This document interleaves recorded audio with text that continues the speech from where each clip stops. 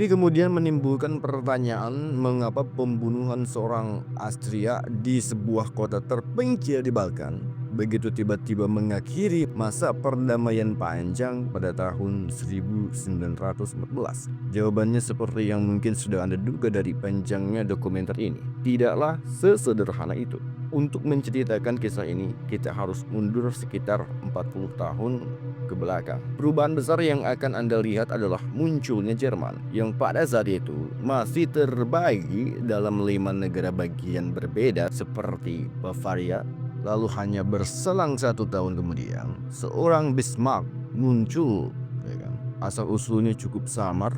Ia dibesarkan sebagai seorang jangkar Prusia kelas menengah, bangsawan pemilik tanah yang mendominasi sebagian besar dunia politik kerajaan tersebut.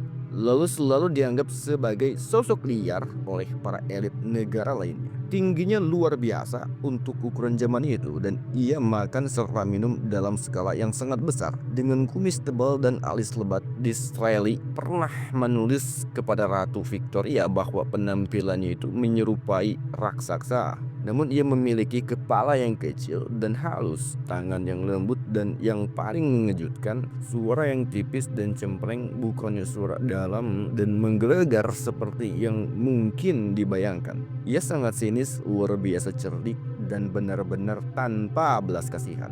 Namun ia juga dikenal sebagai seorang pembicara yang cerdas dan memikat, bahkan sering menangis di depan umum, serta menginspirasi kesetiaan dan kekaguman bahkan dari para musuh-musuhnya. Tak seorang pun di Berlin atau di istana-istana kerajaan Eropa lainnya yang benar-benar bisa memahami siapa sebenarnya bangsawan Prusia yang setengah gila ini. Akibatnya, ia sering dipindah-pindahkan dari satu jabatan diplomatik ke jabatan lainnya, dan tampaknya ditakdirkan hanya untuk mengisi posisi nyaman sebagai duta besar di Paris. Ketika ia mengejutkan semua orang dengan pangkatnya sebagai Menteri Presiden Kepala Pemerintah Prusia pada tahun 1862, itu hanya karena adanya krisis konstitusional besar antara raja dan parlemen nasional, yaitu Landtag. Wilhelm, seorang konservatif, ingin melakukan reformasi besar-besaran terhadap angkatan darat Prusia, terutama mengenai undang-undang wajib militer selama 3 tahun. Poin yang paling konservatif,